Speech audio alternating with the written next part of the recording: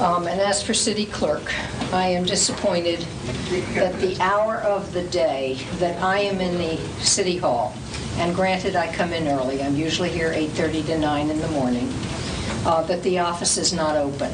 I go for information concerning council agendas or backup documentation, and no one is ever there at that hour.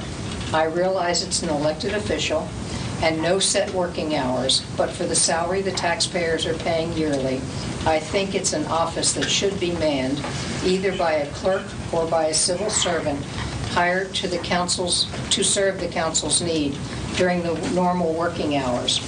In the past, there have been 2 covering the office, and one of them is usually always there. In this case, it is not the case. There's hardly anyone there in the early morning hours. And there are things, I mean, if you attend the council meetings, they will not read minutes because everyone has a copy, and there are copies in the city clerk's office that you can read. You can't get in to read them. So I'm not sure that I like the fact that that office is hardly ever open early. You also plan to talk about the treasurer at some point. I like having someone in that position.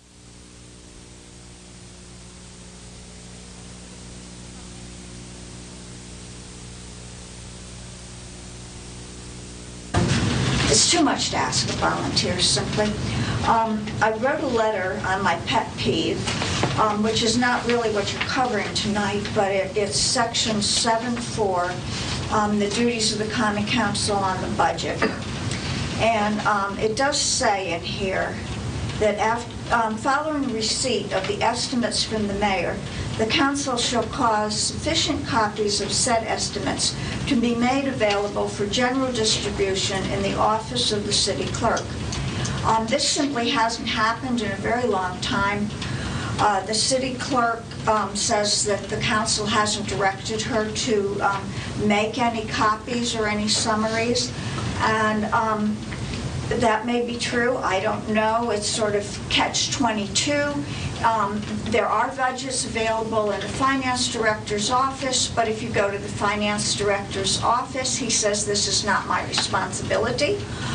You need to go back up to the city clerk. So you wind up in a frustrating thing of running up and down the stairs trying to get a budget. I wrote the letter to the editor of the newspaper, and I also encouraged people to come in here and speak. I wish some more people would come. Certainly, Joel Rice Lindwaller and I sit for hours in these public meetings, and we do have opinions, but I sure wish other people would come in, because I think they probably have very constructive ideas. And this is the Constitution of the city, and this is our charter, and it gives us our rights and our privileges and our responsibilities, and it's so key to our city. And I want you to leave in this provision 7-4 as it is, but I would like it to.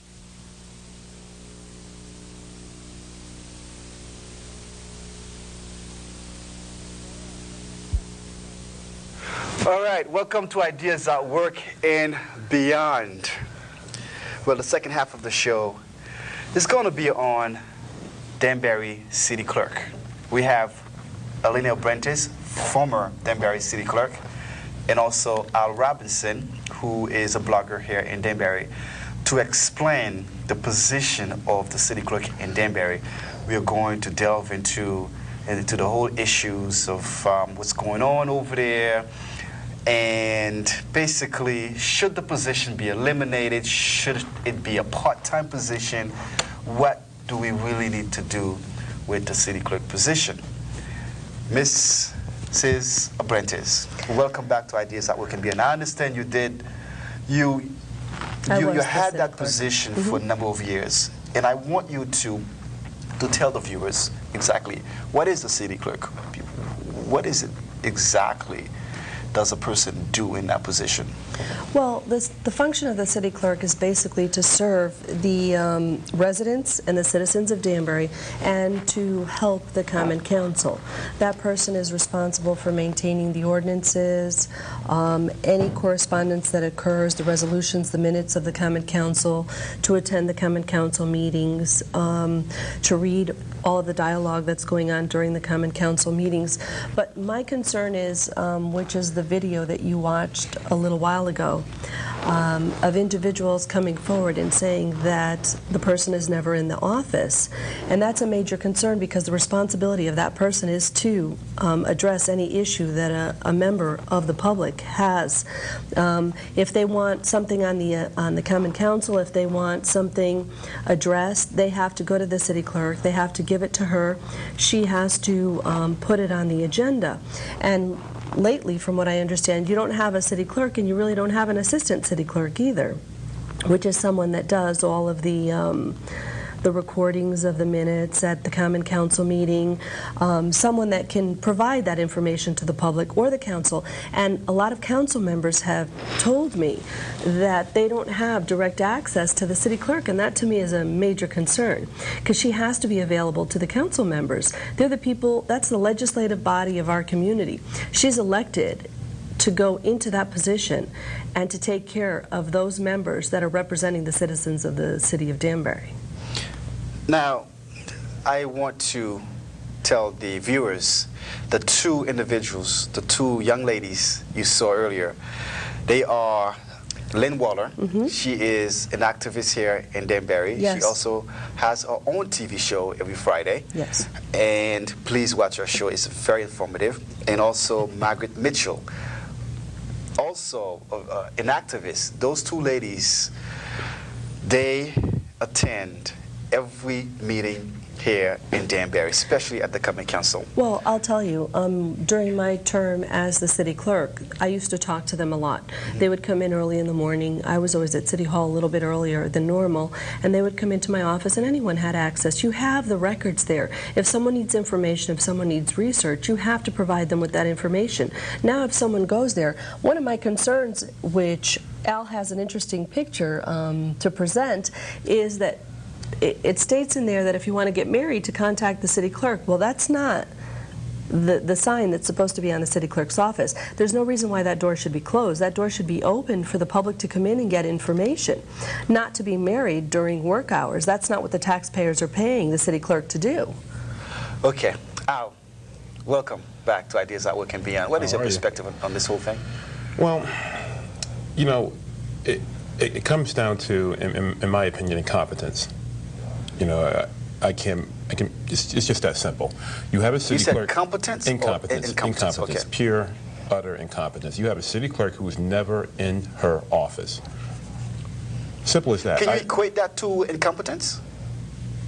Somebody's not being there? You're not doing if you're not there for the people, if you're not there when people have questions, and you're not in your office, and you're not in your office because you spend most of your time at the Register of Voters office instead of in the city clerk's office, that's a problem. Well, let me just read something that's on the accomplishments, which is on the website of the City of Danbury. It says the city clerk's mission is to ensure the city's legislative process, that their processes are open and public by providing a link between citizens and government. It's also to disseminate information, the preservation, access, and integrity of records required to be for legal and business purposes are ensured by the city clerk. Well, if a person is not in that office, then you can't provide that function to the residents of the city of Danbury and to the legislative body of the city of Danbury, which is what you're voted into office for. There's been numerous times amongst numerous people, myself included, that have said they've gone down to the city clerk's office and nobody's there. They're looking for information. That person is not there to provide information for them. Margaret Mitchell talked about it at the Charter Revision meeting. Lynn Waller, although I do believe that Lynn Waller could talk a little more about the city clerk's problems on her own show instead of smearing and lying about the Hispanic Center, but that's another story I won't get into now. But she's talked about, you know, the city clerk not being there, and this is not a new incident. This has been going on for a long time. The city clerk is supposed to be there for the people to provide information when they're looking for information, and the accessibility is just not there. And for instance, Helena talked about a photograph, a picture that I had here. I just want to show it to you real quick. And this shows, you know, exactly what's going on here at this office. You have the city clerk posting a sign on her door saying that she's the city clerk, not only the city clerk, but the justice of the peace. Now, you were elected as the city clerk. You know, I don't care if you're a justice of the peace or not. You are a city clerk. That's what your job is supposed to be there. I mean, you shouldn't be sitting there soliciting marriage jobs as the justice of the peace when you're supposed to be providing services at the city clerk. And of course, this door is locked because she's not there at her office at that time. She's someplace else. Now, what is wrong with the... I'm sorry, go ahead. The justice of the peace position is an appointed political position. You have the Democrats, you have the Republicans. They assign so many people as justices of the peace. Okay. And so that's an appointed position. It's not something that the taxpayers are electing you to do. You're getting paid for that. Okay, if she marries someone, she gets paid for that? Most justices of the peaces get paid. And she also get paid for being there?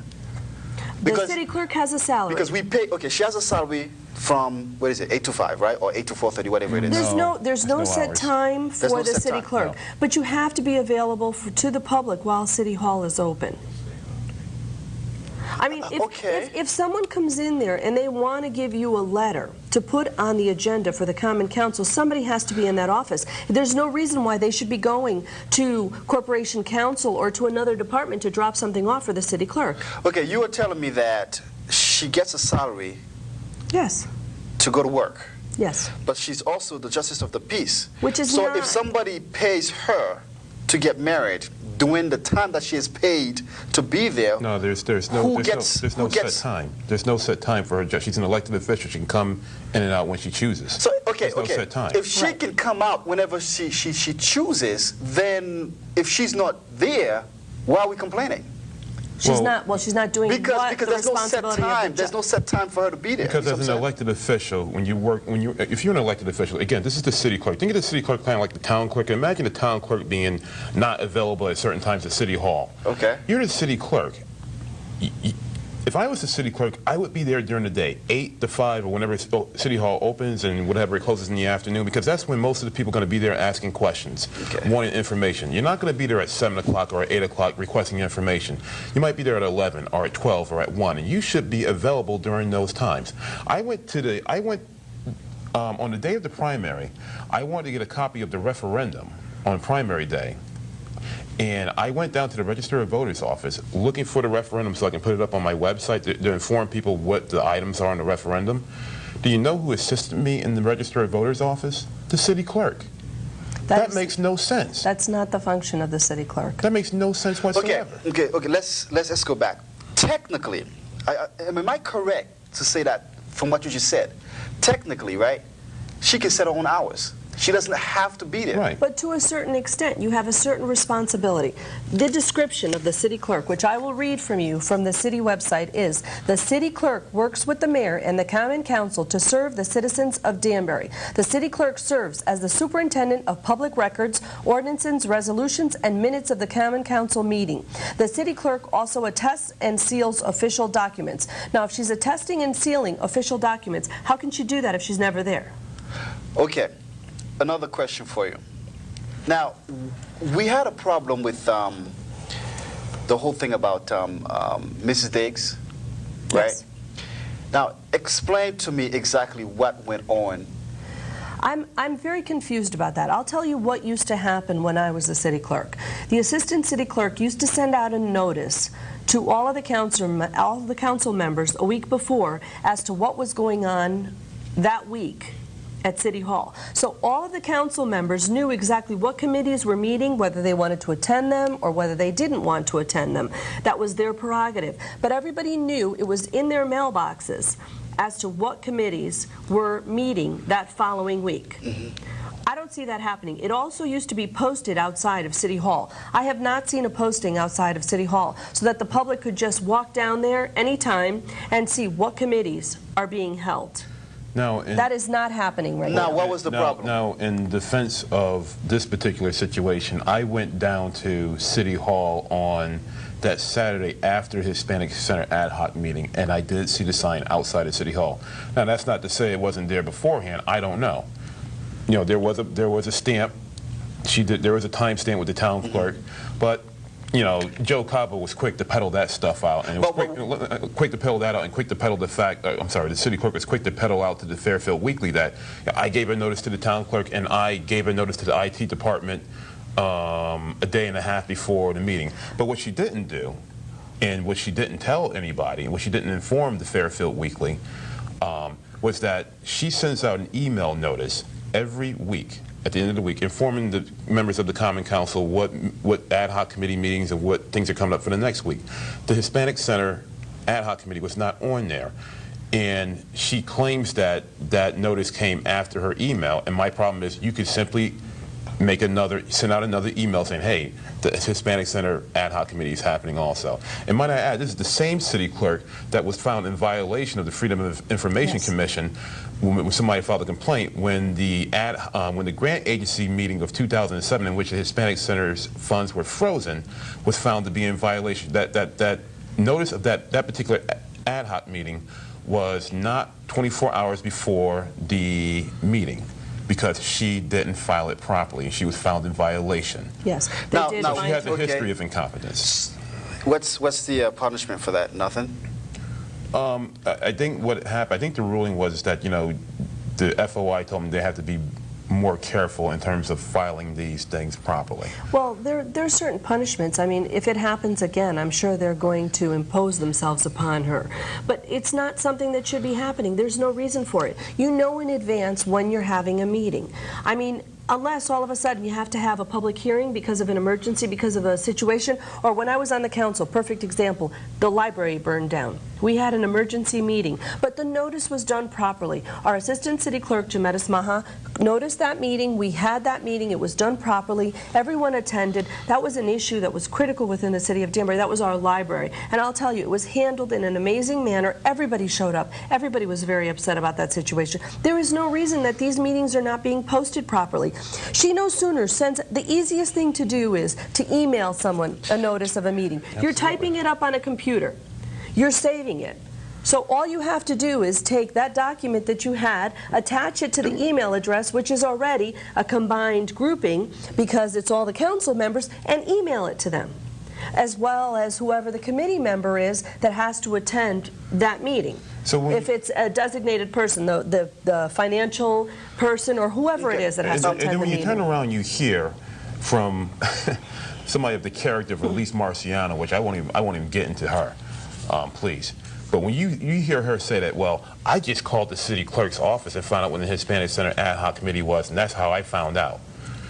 This is the same city clerk that nobody can find in her office, and somehow you just magically called up and got this meeting. And just really I would like to say this. Also, I heard that the charter revision group, phone call, they have asked her to come to the meetings to explain to them what exactly her job is, and she has yet to come to any of the meetings. But it can be it's an important position. It's not that it's not an important position, but you have to present yourself. You have to be available to the public to be able to answer questions. I want to know why she is not available to the charter.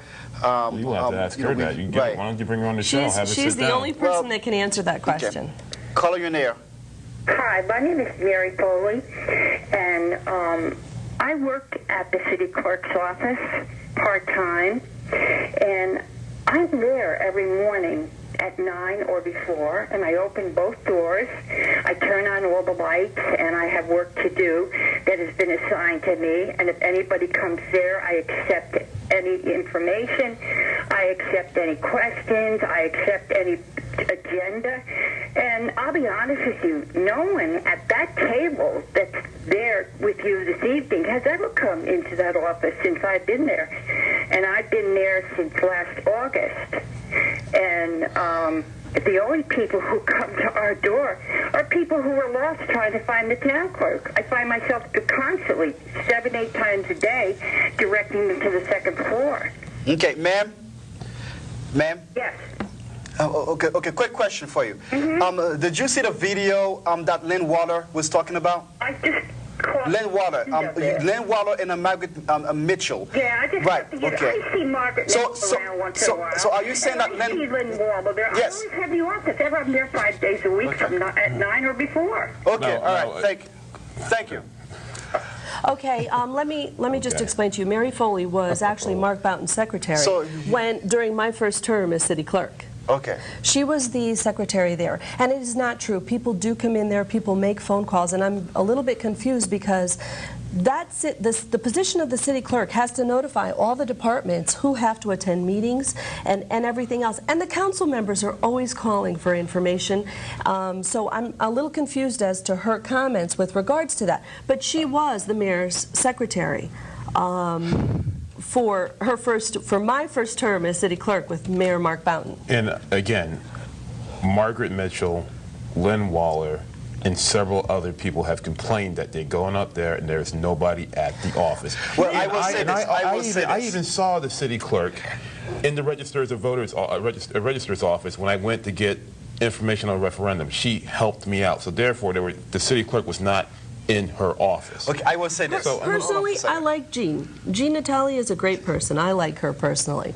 The issue is not that, though. The issue is you had Lynn Waller, who is an avid Republican, who is very upset because she is not able to get information. And I'll tell you, she came into my office many times at 7:30 in the morning to talk to me, and then she would go into the assistant city clerk's office to talk to her and to get information all the time. She was there at least 3 or 4 times a week. So if she doesn't have that access, that's the only reason why she's complaining. Well, let me say this. Caller, you're right about me.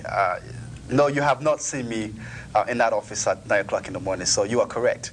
And Lynn Waller, I guess you're calling her a liar because Lynn, you heard her, and you heard Margaret Mitchell. So it's quite interesting because Lynn Waller is a very well-respected person here in Danbury. She's an activist, and she's very well-informed because she goes to every meeting, and I think people should watch her shows on Fridays.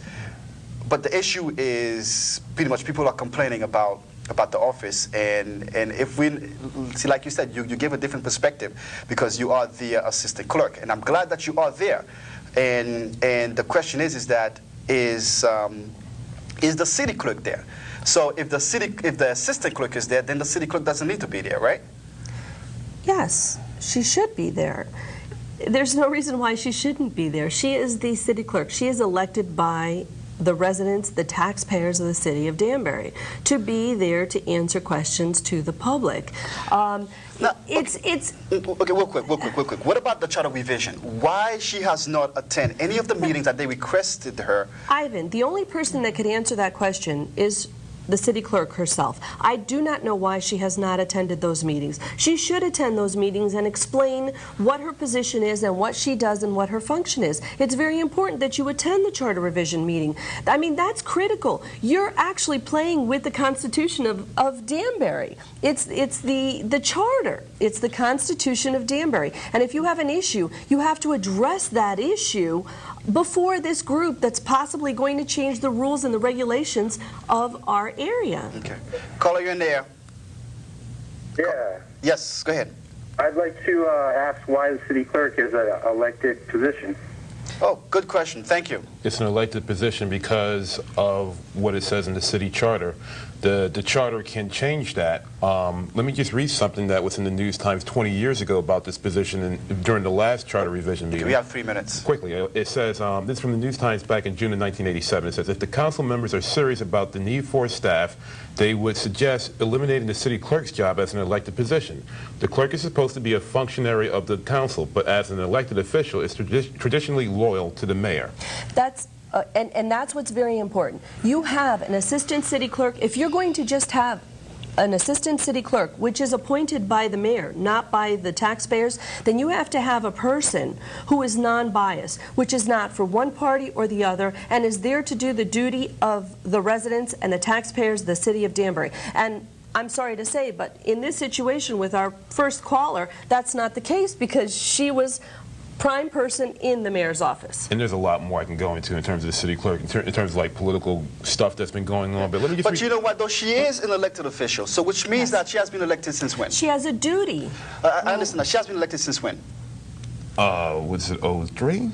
Okay. Yes. Oh, three. Yes. All three, and she has been reelected. So But obviously, she almost was not reelected this right, last election. right. So There's- obviously, it's There's coattails and stuff involved with all that, too. of course, It's like, of you know, course, there is. But the people keep re-electing her. The thing is this: it's like, look, it's How about many people competence. came? How many people came out and voted this last election? I'm really tired of people saying it was a landslide. Guess what? It wasn't a landslide. We had maybe 14,000 people that came out to vote in this last election. That's an embarrassment to the city of Danbury. We have over 40,000 voters in the city of Danbury, and they did not come out to vote. And you want to know what a lot of comments of people made to me was the fact that they're tired of living in Danbury and they want to get the hell out of here. And that's actually sad, because this is a wonderful community, and this is the place where people should want to live and raise their children. And the final quote, what I'm asking to have done, what I would love to have done is just to change this to it from an elected position at $48,000 a year, might I add, to a civil servant position where you have a civil servant, unbiased, and you can go in there and just get the information,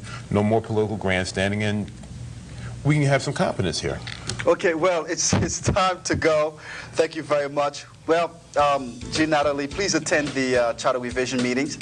And then also, I guess, try to be in your office. I don't know. And I don't know what else to say. Next week, we're going to revisit the whole Hispanic Center again next week. So we're going to just drain that issue out. Why not? And we'll see you later. Bye.